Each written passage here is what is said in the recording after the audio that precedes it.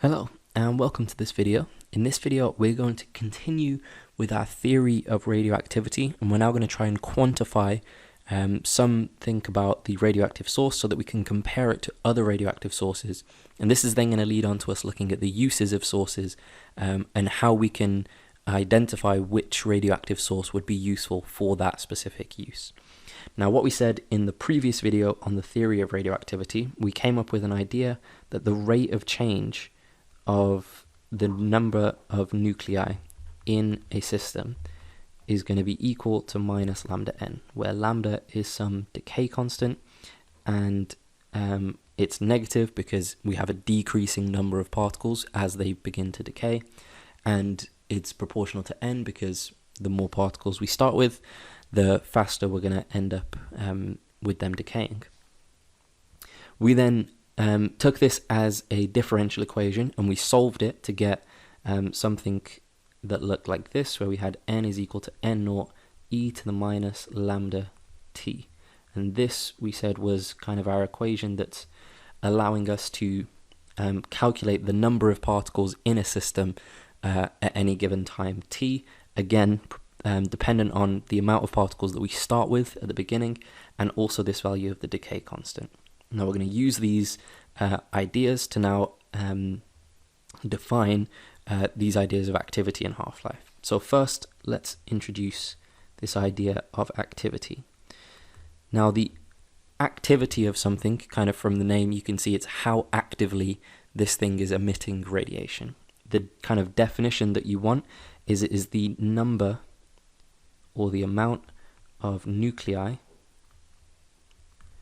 which decay per second. And this is a definition of what the activity is. Now, activity is measured in something called becquerels. Now, becquerel, so we simplify it to just BQ, as in Henri Becquerel or Henry Becquerel. He was one of the forefathers at the front of this kind of whole discovery of radioactivity, along with people like Marie Curie and Rutherford and things like that, or people like that. The way we can then get an equation for activity, if we want to know the number of nuclei which decay per second, we already know that delta n over delta t, so the rate of change is minus lambda n. So every second, the number of nuclei decreases by a factor of lambda n, which means the amount of nuclei that have decayed in that second is equal to lambda n. Therefore, the activity is just equal to the decay constant multiplied by the number of particles in a system, again measured in becquerels. Now, the activity will change over time. As something begins to decay, we obviously know that the value of n is going to change. So this means that this will be dependent on time. So the activity can only be calculated for a very specific time or for a very specific amount of particles in that system. So this will change with time. And this is another important result that we get that then will lead to us being able to apply this kind of idea of activity when we're looking into things like their uses in things like carbon dating and such. Now we've introduced this value of lambda, but I now want to kind of put that into context as what actually is the physical meaning of the decay constant, because we kind of just put it in as this decay constant lambda as a mathematical way of making the equation work, but it does actually come through to be something that's important to our whole idea of this theory of radioactivity. Now, the decay constant is the probability that a nuclei will decay.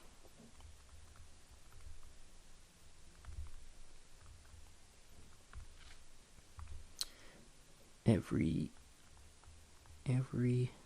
second. Okay, so we say in that second, what is the probability that one nuclei will decay? If we then have n nuclei in that system, we can then times that decay constant, the probability, by the amount that there are to work out the total probability, so the total number of nuclei which are going to decay in that second. Which brings us back to a very important point, which is that radioactivity is completely random.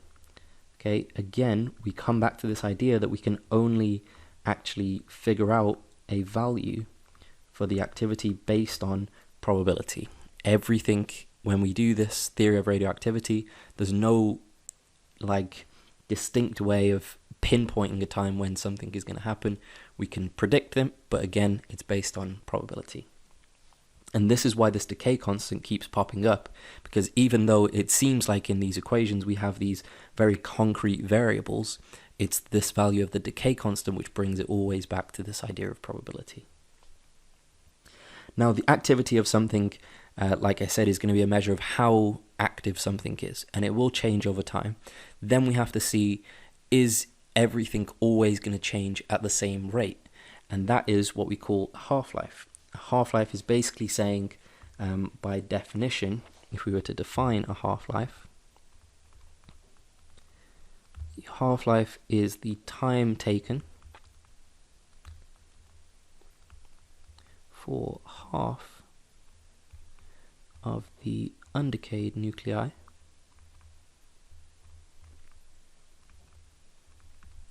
in a source to decay.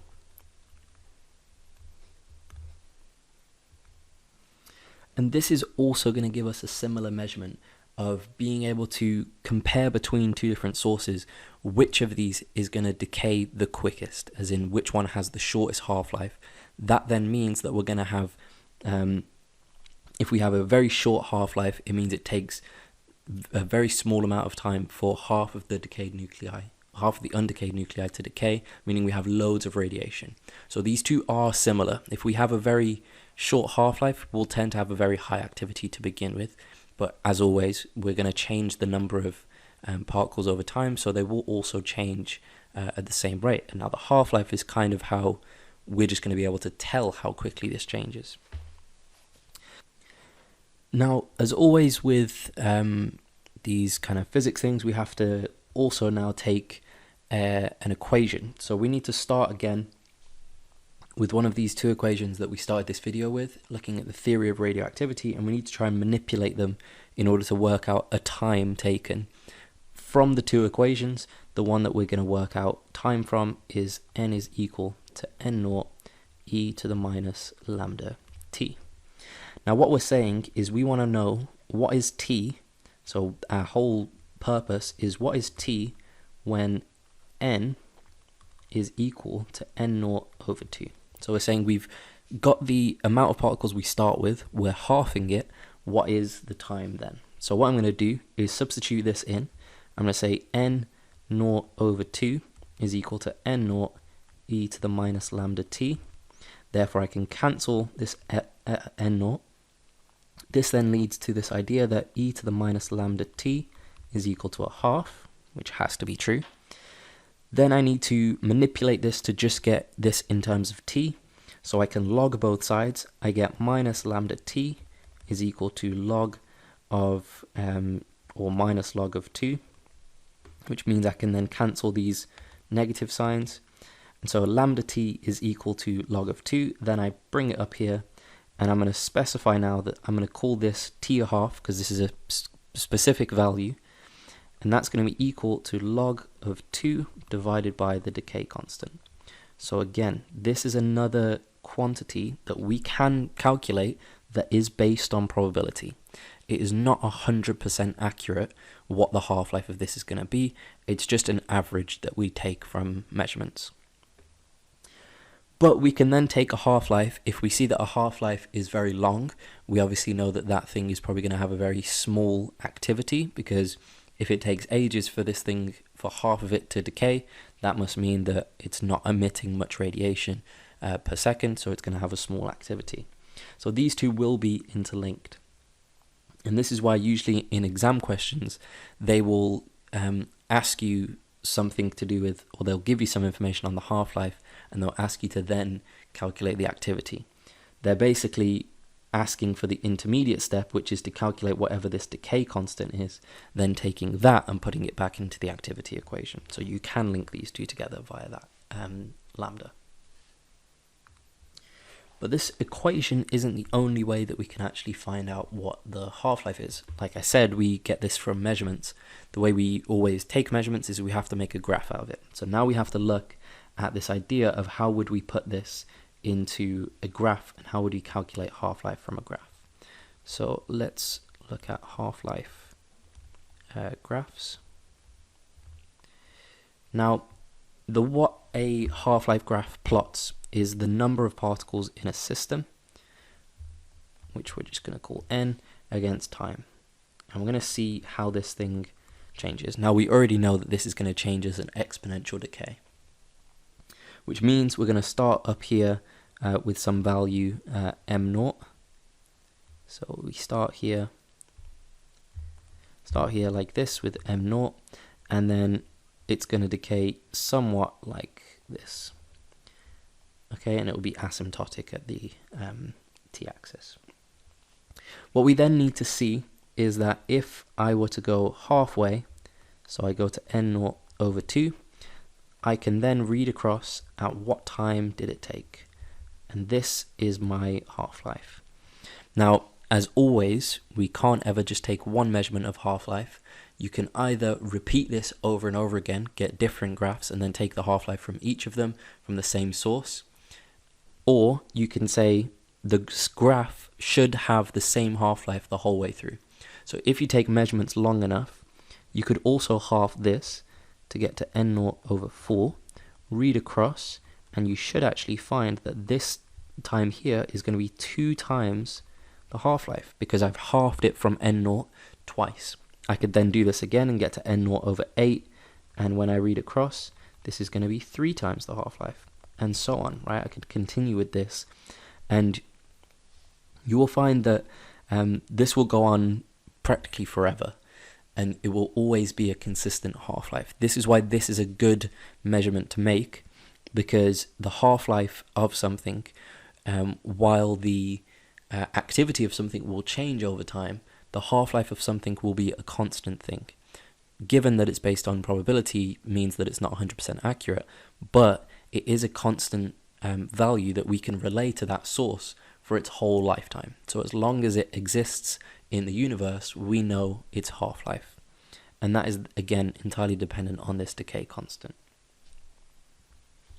And so, to summarize this video, we've now got sort of a complete theory of all of the equations that we can use to describe radioactive decays.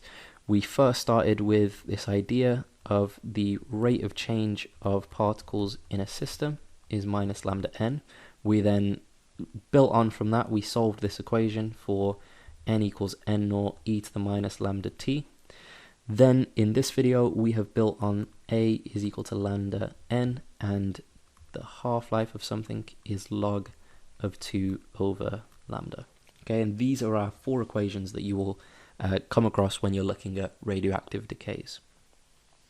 One thing I do want to point out is that the activity of a system, while in most questions will be referred to as the activity, sometimes you will hear the activity of something being referred to as a count rate. Now, these are not exactly the same, but that is only due to the units. A count rate is how many radioactive particles are being detected by a detector per second. So if we happen to have that detector in a position where the detector can detect all of the radiation that's being given out by this, then this count rate will equal the activity, because it is just measuring how many particles are decaying each second. So using these, we can then predict a general description for how something is going to decay. We can then label it with a specific activity to see how radioactive this thing is, how much radiation is it giving out per second, and we can also find the value for its half-life, which is then going to describe how long it's going to take for these radioactive decays to occur to a point where the activity will be small enough that it's either safe or not useful anymore. Thank you for watching.